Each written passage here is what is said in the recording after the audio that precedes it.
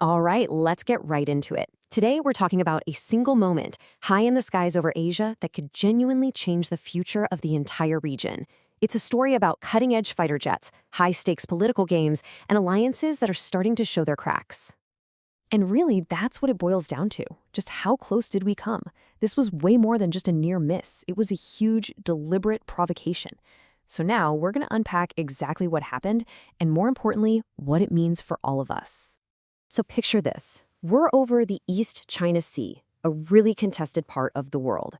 A Chinese aircraft carrier is operating pretty close to Japan's Okinawa Islands. All of a sudden, a Chinese J-15 fighter jet flips a switch and locks its weapon systems onto a Japanese F-15 that's on patrol. And no, this was not a drill.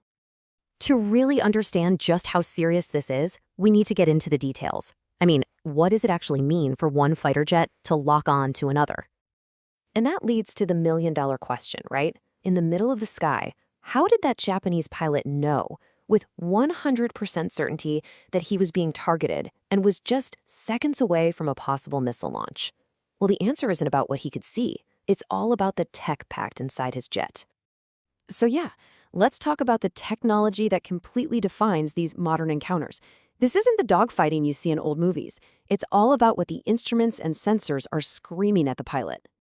Okay, so the star of the show here is a piece of gear called the Radar Warning Receiver, or RWR.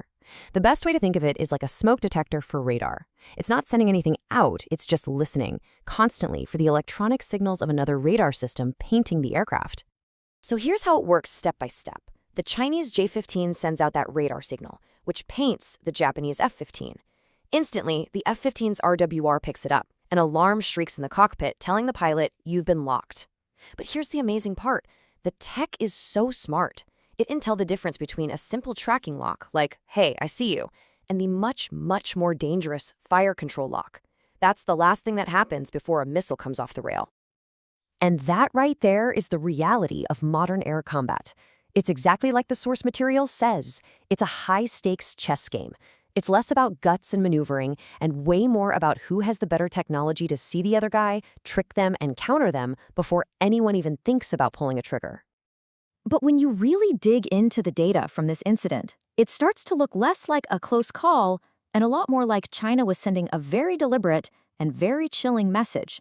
This was no accident. So let's quickly meet the aircraft in this standoff. You've got China's J-15, a really capable fighter that flies off their aircraft carriers. And on the other side, Japan's incredibly advanced American-made F-15. These are two seriously powerful jets, basically the tip of the spear for each country's air force.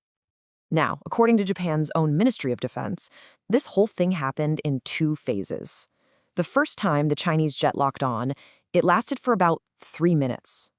Now, okay. Maybe, just maybe, you could argue that was a mistake, a brief, accidental lock-on in a tense situation. But then, there was the second one. 30 minutes. Just let that sink in for a second. For a full half hour, a Chinese fighter jet kept a weapons-grade fire control lock on a Japanese plane. And let's be absolutely clear about this. There is zero ambiguity here. You don't accidentally keep a fire control lock on another plane for 30 minutes. That's not a glitch. It's a sustained, calculated act of pure intimidation.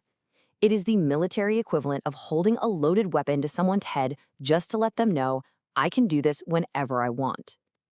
So you see this incredibly dangerous move from China. You'd naturally expect a huge, immediate response from Japan's closest and most powerful ally, right? The United States. But what actually happened was just a deafening silence. Nothing. Not a single official statement supporting Japan. No public condemnation of what China did, just crickets. Now, try to put yourself in Tokyo's shoes. You're facing a direct military threat, and the one nation that has promised to protect you is suddenly nowhere to be found. And this silence wasn't happening in a vacuum. It really lined up with the administration's public attitude at the time. This quote, where President Trump accused allies of ripping us off, was seen by many as being aimed squarely at countries like Japan, and it created a huge amount of mistrust. And that mistrust was everywhere. Just look at this poll from that time. The negative feelings towards the U.S. presidency were through the roof among key allies. 59% in Japan, 56% in Australia, 54% in India. So this wasn't just a problem for Japan, it was a full-blown crisis of confidence in American leadership across the entire region. So what happens when you combine that Chinese aggression with American silence? Well, for Japan, it's forcing them to completely rethink their entire national defense strategy from the ground up. So what does that rethink actually look like? Well, for starters, Japan is almost certainly going to speed up its own military buildup. They want to rely less on that American security umbrella.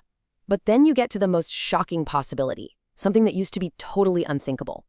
Some analysts now believe that Japan, a country with a pacifist constitution, the only nation to ever suffer a nuclear attack, might feel like it has no choice but to develop its own secret nuclear deterrent. That would be a monumental, world-changing shift. And really, that's the ultimate lesson here, and it's one that countries all over the world are learning the hard way. At the end of the day, you simply cannot outsource your own survival. A security guarantee from a powerful friend is great, right up until the moment it isn't. That lock-on over the East China Sea was never just about two fighter jets. It was a signal of something much, much bigger. In a world where a superpower's priorities can seemingly change overnight, the real question we're left with is this. Are the very alliances that have kept the peace for decades starting to break